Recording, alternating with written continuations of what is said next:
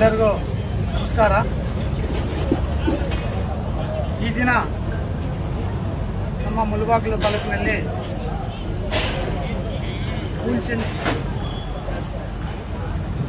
ಕಲ್ಯಾಣ ಮಂಟಪದಲ್ಲಿ ನಮ್ಮ ಕಾಂಗ್ರೆಸ್ ಪಕ್ಷದ ಎಲ್ಲ ಮುಂಚೂಣಿ ಘಟಕದ ಎಲ್ಲ ಮುಖಂಡರು ಅಂದರೆ ಕಾರ್ಮಿಕ ಸೆಲ್ ಆಗಿರ್ಬೋದು, ಯೂತ್ ಕಾಂಗ್ರೆಸ್ ಆಗಿರ್ಬೋದು, NSIU, ಪೇರೆಂಟ್ಸ್ ಬಾಡಿ ಎಲ್ಲ ಒಟ್ಟಾರೆ ನಮ್ಮ ಎಲ್ಲ ಕಾಂಗ್ರೆಸ್ ಪಕ್ಷದ ಮುಖಂಡರ ಸಹಕಾರದೊಂದಿಗೆ ಇವತ್ತು ಮಹಿಳಾ ಕಾಂಗ್ರೆಸ್ ಎಲ್ಲ ಒಟ್ಟಾರೆ ನಮ್ಮ ಎಲ್ಲ ಕಾಂಗ್ರೆಸ್ ಪಕ್ಷದ ಮುಖಂಡರ ಸಹಕಾರದೊಂದಿಗೆ ಇವತ್ತು ಈ ಬೃಹತ್ ಉದ್ಯೋಗ ಮೇಳವನ್ನು ಏರ್ಪಡಿಸಿದ್ದೀವಿ. ಈ ಬೃಹತ್ ಉದ್ಯೋಗ ಮೇಳಕ್ಕೆ ನಮಗೆ ಆನ್ಲೈನಲ್ಲಿ 4,000 ಮತ್ತು ಆಫ್ಲೈನ್ನಲ್ಲಿ 1,000 ರಿಜಿಸ್ಟ್ರೇಷನ್ ಆಗಿತ್ತು. ನಾವು ಈ ತರ ನಿರೀಕ್ಷೆ ಮಾಡಿರಲಿಲ್ಲ ಇಷ್ಟೊಂದು ಜನ ಬರ್ತಾರೆ ಅಂತ. ಈಗ 8,000 ಜನಕ್ಕಿಂತ ಇನ್ನೂ ಹೆಚ್ಚಿಗೆ ಈ ಉದ್ಯೋಗ ಮೇಳದಲ್ಲಿ ಪಾಲ್ಗೊಂಡಿದ್ದಾರೆ.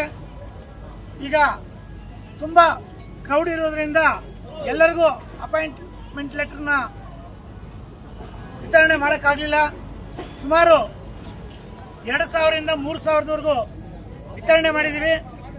ಇನ್ನ ಮಿಕ್ಕಿದವರಿಗೆ ಈಗ ಕಮ್ಯುನಿಕೇಟ್ ಮಾಡಿ ಈ ವಾರದಲ್ಲಿ ಎಲ್ಲರಿಗೂ ವಿತರಣೆ ಮಾಡ್ತೀವಿ. ಅವರ ವಿದ್ಯಾರ್ಹತೆ ಮೇಲೆ ನಾವು ಎಲ್ಲರಿಗೂ ಉದ್ಯೋಗ ಅವಕಾಶಗಳನ್ನು ಕೊಡಿಸಕ್ಕೆ ಪ್ರಯತ್ನ ಮಾಡ್ತೀವಿ.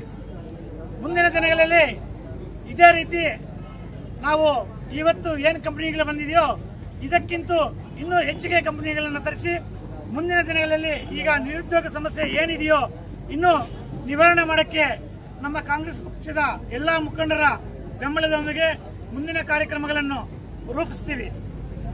ಹಾಗೆ ಈ ಕಾರ್ಯಕ್ರಮಕ್ಕೆ ಪ್ರತ್ಯಕ್ಷವಾಗಿ ಮತ್ತು ಪರೋಕ್ಷವಾಗಿ ನಮ್ಮ ಪೊಲೀಸ್ ಇಲಾಖೆ ಆಗಿರಬಹುದು, ನಮ್ಮ ಆರೋಗ್ಯ ಇಲಾಖೆ ಆಗಿರಬಹುದು, ನಮ್ಮ ನಗರಸಭೆ ಇಲಾಖೆ ಆಗಿರಬಹುದು, ಇನ್ನು ಅನೇಕರು ನಮಗೆ ಈ ಕಾರ್ಯಕ್ರಮಕ್ಕೆ ಸಹಕಾರ ನೀಡಿದ್ದಾರೆ.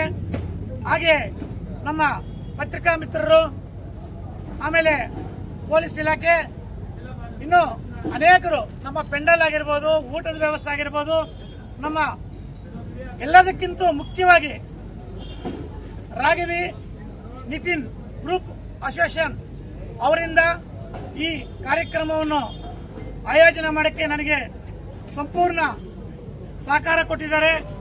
ಅವರು ಹುಡುಗರು ಕೂಡ ತುಂಬಾ ಈ ಕಾರ್ಯಕ್ರಮವನ್ನು ಯಶಸ್ವಿ ಮಾಡಕ್ಕೆ ತುಂಬಾ ಅಚ್ಚುಕಟ್ಟಾಗಿ ಸಪೋರ್ಟ್ ಮಾಡಿದ್ದಾರೆ. ನಮಗೆ ಪ್ರತ್ಯಕ್ಷವಾಗಿ ಪರೋಕ್ಷವಾಗಿ ಇನ್ನೂ ಅನೇಕರು ಈಗ ನಮ್ಗೆ ಸಪೋರ್ಟ್ ಮಾಡಿದ್ದಾರೆ. ಅಕಸ್ಮಾತ್ ಯಾರಾದರೂ ಮರ್ತಿದ್ರೆ ಕ್ಷಮಿಸಬೇಕು. ಎಲ್ಲರೂ ಸಪೋರ್ಟ್ ಮಾಡಿದ್ದಾರೆ. ಮುಂದಿನ ದಿನಗಳಲ್ಲಿ ನಿಮ್ಮ ಸಪೋರ್ಟ್ ಇಂದ ಇದೇ ತರ ಇನ್ನೂ ಕಾರ್ಯಕ್ರಮಗಳನ್ನು ಮಾಡ್ತೀವಿ ಅಂತ ಹೇಳ್ತಾ, ನಮ್ಮ ಮಂಜನ ಕೂಡ ಎಲ್ಲ ರೀತಿ ಸಹಕಾರ ಮಾಡಿದ್ದಾರೆ. ಅವರ ಬೆಂಬಲದೊಂದಿಗೆ ನಮ್ಮ ಮುಂದಿನ ಕಾರ್ಯಕ್ರಮಗಳು ರೂಪಿಸ್ತೀವಿ ಅಂತ ಹೇಳ್ಬಿಟ್ಟು ಇವತ್ತು ಈ ರೀತಿ ನಮಗೆ ಸಹಕಾರ ಕೊಟ್ಟ ಎಲ್ಲರಿಗೂ ಅಭಿನಂದನೆಗಳನ್ನು ಸಲ್ಲಿಸ್ತಾ ನನ್ನ ಮಾತನ್ನು ಮುಗಿಸ್ತಾ ಇದ್ದೀನಿ. ಜೈ ಹಿಂದ್, ಜೈ ಕರ್ನಾಟಕ.